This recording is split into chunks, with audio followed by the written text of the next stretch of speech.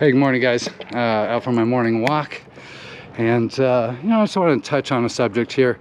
I had recently someone chime in, an agent in my local area, say all I do is spread fear and misinformation on my social media. So what do you guys think? Do you think are you finding my posts useful? Do you like to see the 10-year treasury movement? Do you like the explanations of the 10-year treasury? Are you interested in PayPal's $2,500 fine that they somehow slipped in there? Which I don't think that was an accident like they said. I think that they have a big legal team. They're a big, large corporation, and what they did took a lot of thought and talk to insert that type of verbiage into their policy. So what them coming back and saying that was an accident. Doing a YouTube video. Got some curious neighbors here, leaving for work, so which is cool. It's always nice to say hi to your neighbors doing your morning walk. So anyways, I think that was blatant. I think that they were serious about that and wanted to see if they could just sneak it by everybody or something. But people are talking, and in today's age, word spreads. So when I share the 10-year treasury, oh, rates are going up, or rates are going down, what's going on? Is the Fed still buying, or is the Fed still stimulating when they said they're not going to and they're going to tighten? I think that's pertinent information when it comes to buying a house. And I think really the best time to buy is going to be when they start dropping rates again, because you'll know that the economic pain is so bad that they had to reverse course, right? That's how that usually works. So in 2008, when everything went down, it took 4 years for the housing to actually bottom out, and houses were going for super cheap, and they dropped rates a little bit, but now we're at the highest rates we've been at in probably 20 years. And when I see posts of my colleagues, realtors or loan officers, pushing these 2-1 buy downs and saying, well, rent is 100% interest, that's fear. That's pushing fear on the buyer. When the buyer looks at the payment and they go, oh, $450,000 house, $3,200 a month, I got to go rent that same house for $2,200 a month. That is $1,000 difference a month, right? So if it's $1,000 difference, well, and you're paying 85 cents of every dollar towards interest, which is a write-off, but really it's a pathetic write-off when you break it down. It's not that great of a write-off.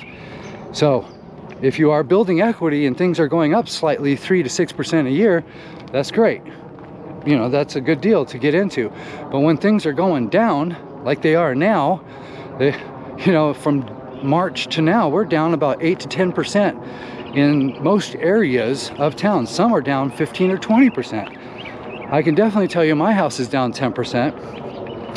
Not that I would ever want to sell because I got the super low rate, but and I love my house. I just love my house. There's only a couple things that I wish I had, which is like a large RV garage, bigger gates, for toys or whatever, more garage space. Like if I could have 6 garages, I would love that. But I'm okay where I'm at, and don't owe a whole lot. Don't have any credit card debt or whatever. I think it's important to share information that's real. And the guy said, the realtor said, oh, that's bad for business when you share stuff like housing is going down, don't buy.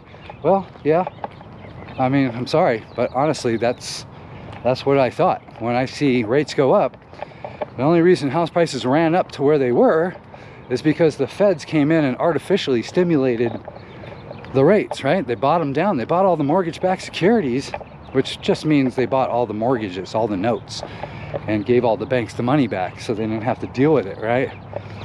And so now they're trying to sell those mortgage-backed securities and sell these treasuries, and they are not tightening more, they're raising rates. And so that's making the dollar a lot stronger, which is all the other nations that hold debt in United States dollars, well, they're having to print more money and causing inflation in those countries to try and pay back the US dollar debt.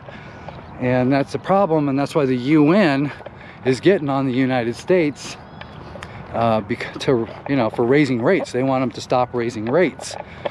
Well, the US dollar is the world reserve currency, so why would they do that? So I think we're in for, at least a year's worth of financial pain in the housing market, and it's going to be a slow crawl for these home prices to come down. I do see that we're building a little bit of inventory here in Phoenix. We hit 21,000, and so it's building about $500 homes a month on average over the past 2 months, right? So I don't know, are you guys finding value in the information that I'm sharing? Do you find that it is misinformation? Do you find it's fear mongering? Or do you think that you are absorbing this information and are finding it valuable? When realtors come out and say, oh, look at interest rates, in history 6% is nothing, but they never include the price of the house. Like when I bought my house at 6%, my first one, it was $100,000. My payment was $800, and I was probably making $50,000-$60,000 a year.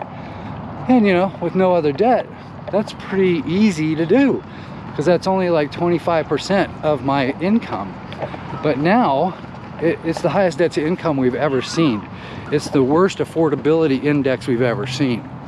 So I think that's where the fear mongering is, trying to tell buyers that prices aren't coming down.